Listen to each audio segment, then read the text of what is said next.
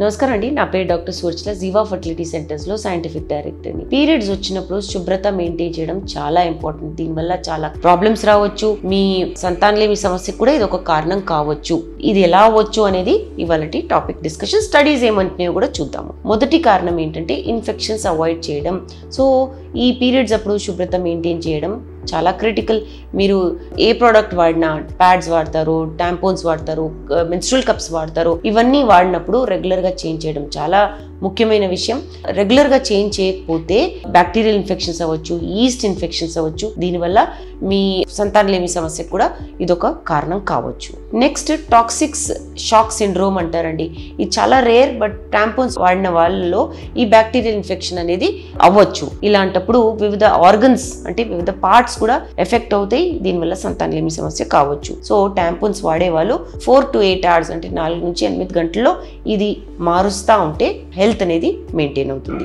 Next vaginal pH maintain అవ్వడం. యోనిలో ఉన్న pH period అవుతున్నప్పుడు వేరేగా ఉంటుంది, పీరియడ్ లేనప్పుడు వేరేగా ఉంటుంది. సో దాన్ని క్లీన్ పెడితే మీరు pH బ్యాలెన్స్ అనేది మెయింటైన్ అవుతుంది. అక్కడ హెల్త్ కూడా బాగుంటుంది. అక్కడ వాతావరణం బాగుండడం వల్ల రీప్రొడక్టివ్ హెల్త్ అంటే మీకు ప్రెగ్నెన్సీలో కూడా ప్రాబ్లం అవ్వకపోవచ్చు. కంఫర్ట్ వెల్ బీయింగ్ అంటే కంఫర్ట్ కూడా ఉండాలంటే హెల్త్ ఈ శుభ్రత అనేది తప్పకుండా ఉండాలి. రెగ్యులర్గా ఈ ప్యాడ్స్ టాంపోన్స్ మారుస్తూ ఉంటే మీకు స్ట్రెస్ లెవెల్స్ తక్కువ ఉంటాయి, మీ క్వాలిటీ ఆఫ్ లైఫ్ కూడా బాగుంటుంది, రీప్రొడక్టివ్ హెల్త్ కూడా మెయింటైన్ అవుతుంది. తర్వాత ముఖ్యమైన కారణం ఏంటంటే ఈ పీరియడ్స్ అప్పుడు శుభ్రత మెయింటైన్ చేసి మీరు రెగ్యులర్గా ఈ ప్యాడ్స్ అవన్నీ మారుస్తుంటే మీకు పెల్విక్ ఇన్ఫ్లమేటరీ డిజీజెస్ PID అంటారు, ఇవి కూడా అయ్యే ఛాన్సెస్ చాలా తక్కువ ఉంటాయి. ఈ డిజీజెస్ అయినప్పుడు, ఈ జబ్బులు అయినప్పుడు మీ గర్భసంచి దెబ్బతినచ్చు, మీ ట్యూబ్స్, అండాశయాలు అన్నిటికీ ఎఫెక్ట్ ఉంటుంది.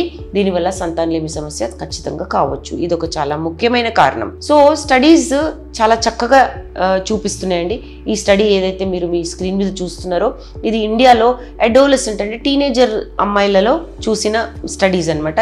ఇష్యూస్ వీళ్ళు ఏం చూసారంటే ముందే కనుక ఈ హైజీన్ గురించి స్టార్ట్ చేస్తే, అంటే పిల్లలు చిన్నగా ఉన్నప్పుడే హైజీన్ గురించి, ఈ శుభ్రత గురించి చెప్తే ఫ్యూచర్లో ఈ సంతానలేమి సమస్యలు కావు.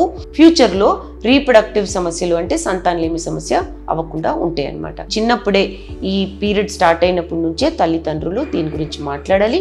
ఎలా శుభ్రంగా ఉండాలో, రెగ్యులారిటీ ఏంటి, ఫ్రీక్వెన్సీ ఏంటి, దీని గురించి ఓపెన్గా మాట్లాడడం నేర్చుకోవాలి. దీని గురించి ఇంకా వివరాలు కావాలనుకుంటే తప్పకుండా జీవా ఫర్టిలిటీ సెంటర్స్కి విచ్చేయండి. Thank you. చాలా థ్యాంక్స్ అండి మా వీడియోస్ చూస్తున్నందుకు. మరిన్ని ఇలాంటి ఇంట్రెస్టింగ్ వీడియోస్ కోసం మా ఛానల్ని తప్పకుండా సబ్స్క్రైబ్ చేయండి. Thank you.